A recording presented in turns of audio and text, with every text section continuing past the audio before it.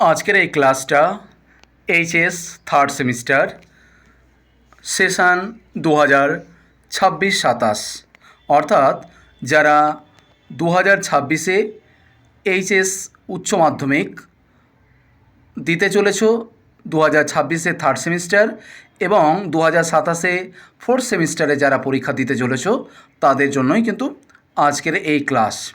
আমরা এই ক্লাসে দেখব এবিটিএ টেস্ট পেপারের সমাধান বাংলা বিষয়ের প্রথম সেট পৃষ্ঠা নম্বর 9। তোমাদের জানাই এইচএস থার্ড সেমিস্টার পরীক্ষায় 40 মার্কের পরীক্ষা হবে ওএমআর সেটে। তো সেখানে এই 40টা প্রশ্নের মধ্যে বাংলা থেকে বাংলা টেক্সট বই থেকে থাকবে 25টা কোয়েশ্চেন, বাকি 15টা প্রশ্ন ব্যাকরণ তার সঙ্গে বাংলা সাহিত্যের ইতিহাস থেকে থাকবে। তো আমাদের টার্গেট থাকবে অনেক ছাত্রছাত্রীরা বাংলা থেকে সমস্ত প্রশ্ন উত্তর ঠিক করতে পারে, কিন্তু ব্যাকরণ তার সঙ্গে বাংলা সাহিত্যের ইতিহাস এখান থেকে কিন্তু অনেকটাই কিন্তু ভুলভাল উত্তর করে আসে, আইডিয়াতে মারে। তো আমাদের টার্গেট হবে 40-এ 40 সঠিক করা। তার জন্য আমরা এবিটিএ টেস্ট পেপারের সহায়তা নেব। ব্যাকরণের তার সঙ্গে বাংলা সাহিত্যের ইতিহাসের কোন প্রশ্নটা সবথেকে ইম্পর্টেন্ট আমি কিন্তু মার্ক করে দিয়েছি। এভাবে তোমরা মার্ক করে তোমরা কিন্তু দেখে নেবে। এই যে এটা বাংলার ব্যাকরণ থেকে দেওয়া আছে, তারপরে তোমরা দেখতে পাচ্ছ বাংলা সাহিত্য থেকেও দেওয়া আছে, যেগুলো মার্ক করা আছে ব্যাকরণ আর তার সঙ্গে বাংলা সাহিত্যের ইতিহাস, এগুলো ভালো করে দেখতে হবে। শুরু করতে যাচ্ছি এইচএস থার্ড সেমিস্টার 2026-27-এর এবিটিএ টেস্ট পেপারের বাংলা সেটের প্রথম সেট বাংলার 9 নম্বর পৃষ্ঠার। প্রথমে এমসিকিউ প্রশ্ন। মোক্তার মহাশয় তার বৈঠকখানার বারান্দায় বেঞ্চিতে বসিয়া খাইতেছিলেন। সঠিক উত্তর তামাক। আদরিনী গল্প থেকে নেওয়া হয়েছে।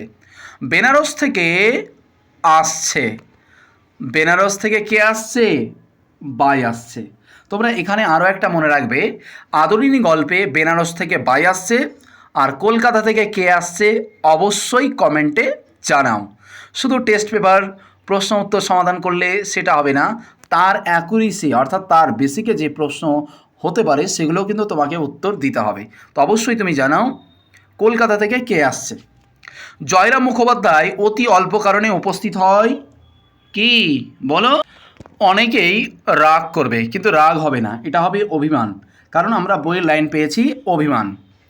পীরগঞ্জে গিয়ে নিমন্ত্রণ রক্ষা আমার পক্ষে একটু কঠিন বটে। কে বলেছিলেন? জয়রাম মোক্তার, অর্থাৎ যখন নগেন ডাক্তার আর কুঞ্জ বিহারী বাবু তাকে গিয়ে প্রস্তাব দিয়েছিল তখন। পীরগঞ্জের গরুর গাড়ি করে যেতে হলে সময় লাগবে 2 দিন। তাহলে তোমরা কমেন্টে জানাও তো, যেতে 2 দিন সময় লাগবে, আসতে কতদিন সময় লাগবে অবশ্যই কমেন্টে জানাও। এবারে 6 নম্বর প্রশ্ন। 6 নম্বর প্রশ্ন যাওয়ার পূর্বে ছোট্ট করে রিকোয়েস্ট, চ্যানেলে যদি নতুন হও অবশ্যই সাবস্ক্রাইব করবে। ক্লাসটা যদি ভালো লেগে থাকে একটা লাইক দিয়ে উৎসাহিত করবে, আর তোমার মতামত এবং আমাদের হোমওয়ার্কের প্রশ্নের উত্তর দিতে একদম ভুলো না। এবারে 6 নম্বর 1 থেকে 5 পর্যন্ত আমরা আদরিনী গল্প থেকে প্রশ্ন দেখলাম। এবারে দেখব 1900 খ্রিস্টাব্দে 20 জানুয়ারি উদ্বোধন পত্রিকার সম্পাদককে স্বামীজি পত্র লেখেন। কোথা থেকে? আমেরিকা থেকে। এই সালটা তার সঙ্গে তারিখটা কিন্তু অবশ্যই মনে রাখবে, প্রশ্নটা ঘুরিয়ে দিতে পারে যে স্বামীজি আমেরিকা থেকে পত্রিকা যে লিখেছিলেন সালটা কত ছিল, তারিখটা কত ছিল, মনে রাখবে। পাণ্ডিত্য অবশ্য উৎকৃষ্ট, কিন্তু কটমট ভাষা যা হলো অপ্রাকৃতিক কল্পিত। যত রেল এবং গতাগতির সুবিধা হবে তত উঠে যাবে পূর্ব পশ্চিমী ভেদ। এগুলো 6 থেকে 8 পর্যন্ত সবগুলোই নেওয়া হয়েছিল বাঙ্গালা ভাষা প্রবন্ধ থেকে। আব্দুল করিম খাঁর ধর্ম কী ছিল? গান। তোমরা একটা কমেন্টে জানাও তো লেনিনের ধর্ম কী ছিল, অবশ্যই কমেন্টে জানাবে। তার লাইনটা নেওয়া হয়েছে ধর্ম কবিতা থেকে। পরবর্তী কোশ্চেন, বাতাসের ধর্ম না থামা কখনো। পরবর্তী প্রশ্ন, কবিরের ধর্ম সত্যের বায়ান। ধর্ম কবিতা থেকে কার কি ধর্ম ছিল এগুলো অবশ্যই তোমাকে ভালোভাবে দেখে যেতেই হবে, ভালোভাবে কবিতাটা তোমাকে বুঝতেই হবে, কারণ এখান থেকে প্রশ্ন আসবেই আসবে। কবিরের ধর্ম কী, লোরকার ধর্ম কী, লেনিনের ধর্ম কী, এগুলো থেকে আসবেই। হলেনি বা দুঃখিনী জননী, তবে রক্তে আমি রাজপুত্র। এটা নেওয়া হয় যে দিগ্বিজয়ে রূপকথা কবিতা থেকে। তোমরা জানাও তো কমেন্ট করে, দিগ্বিজয়ে রূপকথা কবিতাটি কোন কাব্যগ্রন্থের অন্তর্গত? অবশ্যই কমেন্টে জানাও। সপ্তডিঙা কোথায় সাজে? সিন্ধু জলে। তেপান্তরের পক্ষীরাজ কবি যার নাম রেখেছেন বিশ্বাস। ডাকতে ডাকতেই উড়ে পালায় কাক। এই লাইনটা নেওয়া হয়েছে পোটরাজ গল্প থেকে। গ্রামের পোটরাজ দামার বাড়ির আবহাওয়া কেমন? ভারী। রোসো আমার জন্য দাঁড়াও। রোসো এর অর্থ অপেক্ষা করো। লাইনটা কোথা নেওয়া হয়েছে? তার সঙ্গে কবিতা থেকে। এবারে শুরু হচ্ছে বাংলা ব্যাকরণের প্রশ্ন। আমি আবারও বলি, তোমাদের থার্ড সেমিস্টার উচ্চ মাধ্যমিক পরীক্ষায় যে 40টা এমসিকিউ কোয়েশ্চেন থাকবে, এই 40টার মধ্যে 15টা বাংলার টেক্সট বইয়ের। তো এই 15টা উত্তর কিন্তু কম বেশ সবাই, 25টা টেক্সট বইয়ের প্রশ্ন উত্তর থাকবে। তো এই টেক্সট বইয়ের 25টা প্রশ্নের উত্তর কম বেশ সবাই উত্তর দিতে পারে, কিন্তু বাকি যে 15টা প্রশ্ন ব্যাকরণ, তার সঙ্গে বাংলা সাহিত্যের ইতিহাস থাকে, এখানেই কিন্তু ছাত্ররা কিন্তু মার খায়। তো এগুলো অ্যাকচুয়ালি 15টাতে 15টাই সঠিক করতে হলে আমি বেশ কিছু কোয়েশ্চেনগুলো ইম্পর্টেন্ট অনুযায়ী মার্ক করে দিয়েছি। এই মার্ক করা কোয়েশ্চেনগুলো সব থেকে ভালোভাবে দেখে যাও, তুমি শিওর কমন পাবেই পাবে। ফলিত ভাষাবিজ্ঞান আলোচনা করে বিদ্যা চর্চার বিভিন্ন শাখার সঙ্গে। এটা হবে মানব মনের কি সম্পর্ক।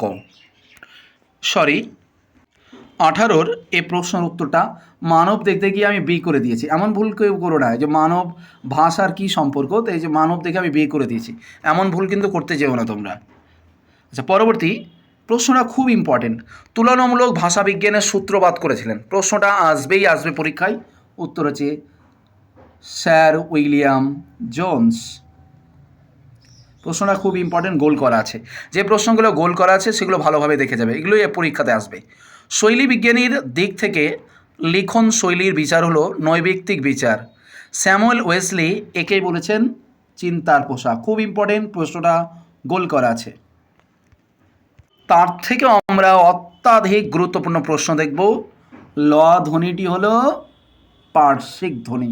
আমরা উচ্চারণ করতে যাই ল, একটা বাতাস বেরিয়ে আসে, এটাকে বলা হয় পার্শ্বিক ধ্বনি।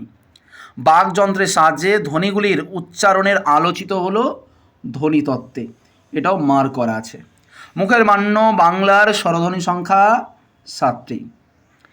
জাল ও জাম এর মতো শব্দ জোড়কে বলে ন্যূনতম শব্দ জোড়। এগুলো প্রশ্নগুলো আসবে, এগুলো অ্যাকচুয়ালি সেম কমন হয় না, তবে এই যে মিল আছে, তো এটা হচ্ছে ন্যূনতম শব্দ জোড়।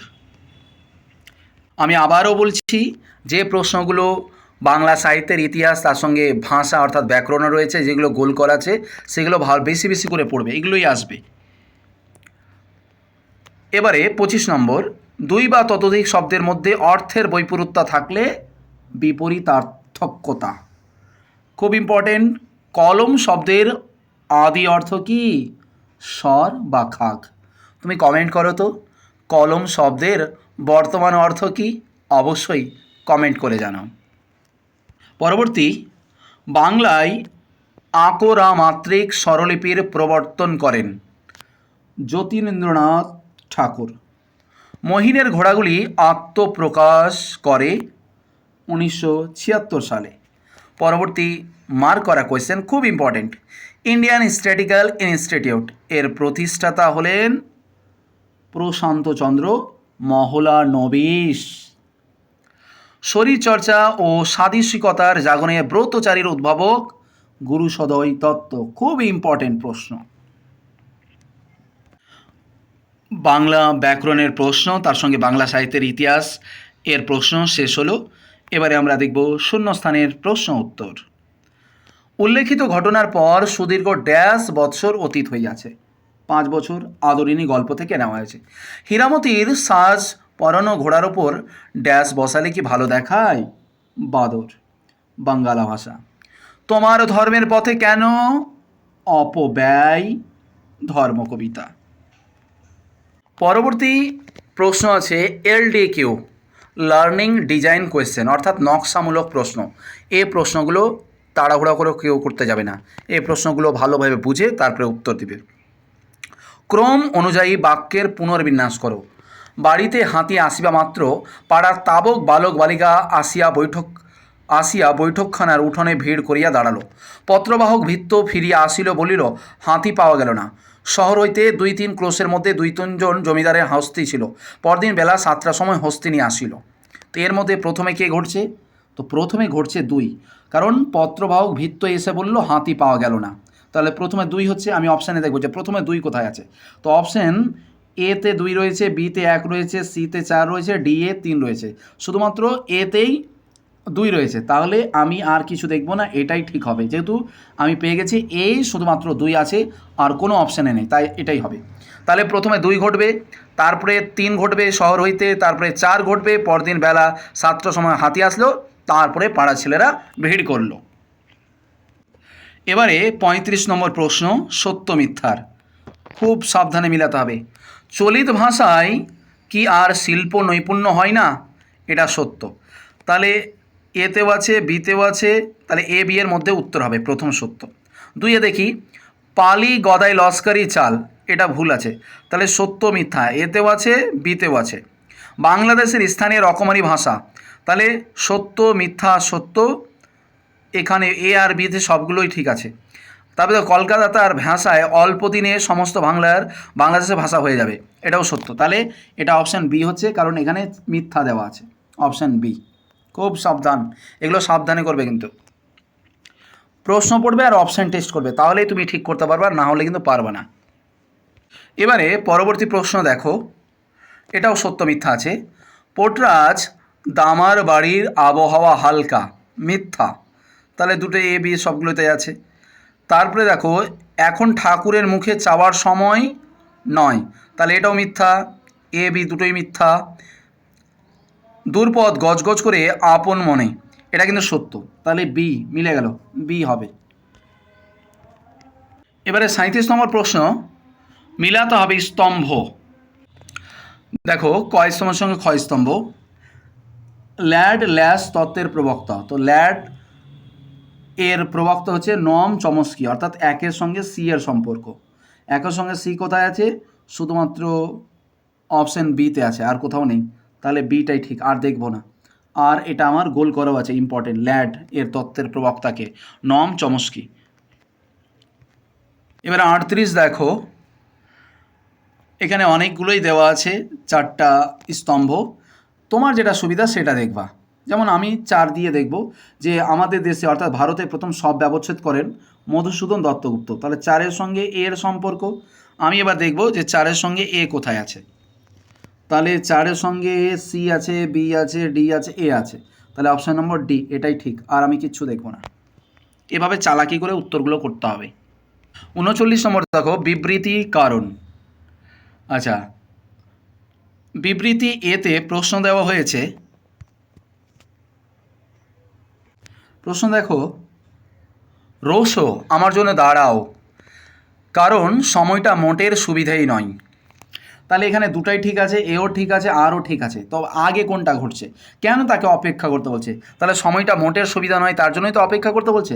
তাহলে আগে আর ঘটবে, তারপরে এ ঘটবে, তাহলে এ ও আর উভয় ঠিক, আর এ এর সঠিক কারণ অপশান নম্বর এ, এটাই কিন্তু সঠিক উত্তর হবে। তোমাকে জানিয়ে রাখি, তোমার বাংলা সিলেবাসের অন্তর্গত সমস্ত গল্প, কবিতা, প্রবন্ধ, এগুলো তুমি যদি না শেষ করে রাখো, না বুঝে থাকো, তাহলে উত্তর তোমার দ্বারা সঠিক করা অসম্ভব। বাংলার কোনো প্রশ্ন কমন হয় না, বাংলা প্রশ্ন যে কোনো প্রশ্ন তুলে দেবে, তোমাকে বুঝে উত্তর করতে হবে। আচ্ছা, এবারে লাস্ট প্রশ্ন 40 নম্বর। 40 নম্বর প্রশ্নটা বুঝার ব্যাপার আছে, কেস বেসড প্রশ্ন। শহর হইতে এই 2-3 ক্রোশের মধ্যে 2-3 জন জমিদারের হস্তি ছিল। সেই রাত্রে তত স্থানে লোক পাঠাইয়াছিলেন, যদি কেউ হস্ত বিক্রি করে তবে কিনিবেন। জয়রাম মুখোপাধ্যায় হস্তি কিনতে চাইলেন যে কারণে। তাহলে জয়রাম মুখোপাধ্যায় এত রাতে খবর যে লাগালো, তিনি যে হাতি যে কিনতে চাইলেন, এর কারণটা কি? এটার এখানে যতগুলো অপশন দেওয়া আছে না, অ্যাকচুয়ালি মানে সবগুলোই ঠিক মনে হচ্ছে। কারণ আত্মমর্যাদা, প্রত্যাখ্যানের কষ্ট, দাম্ভিকতার বহিঃপ্রকাশ, অভিমান। তো অনেক ছাত্রই কিন্তু অভিমান করবে, কিন্তু অভিমান করলে হবে না। এটার সাহিত্য যেটা উত্তর হবে সেটা হচ্ছে প্রবল আত্মমর্যাদা। এই যে তার সম্মানে লেগেছে, তাকে অপমান করা হয়েছে, সম্মানে লেগেছে, তাই প্রবল আত্মমর্যাদার জন্যই জয়রাম মোক্তার তিনি কিন্তু হাতি কিনতে চেয়েছেন। তো এই হলো এবিটিএ এইচএস 2026-27 সেশনের বাংলার সেট 1 9 পৃষ্ঠার প্রশ্নপত্রের উত্তর সমাধান শেষ হলো। কেমন লাগলো অবশ্যই লাইক করে দিও। চ্যানেলে সাবস্ক্রাইব হলে চ্যানেলে নতুন হলে অবশ্যই সাবস্ক্রাইব করবে, আর লাইক দিয়ে উৎসাহ করতে একদম ভুলো না। এরপরে কোন সাবজেক্টের সমাধান চাইছো অবশ্যই কমেন্ট করে জানাও। দেখা হচ্ছে পরবর্তী ক্লাসে। প্রত্যেকে ভালোভাবে পড়াশোনা করো। সময় জীবনে অনেক পাবা, এ পড়াশোনা আর পাবা না। ফলে 1.5 মাস কিংবা 50 দিনের মতো সময় রয়েছে, পড়াশোনার স্টাডি প্ল্যান করো।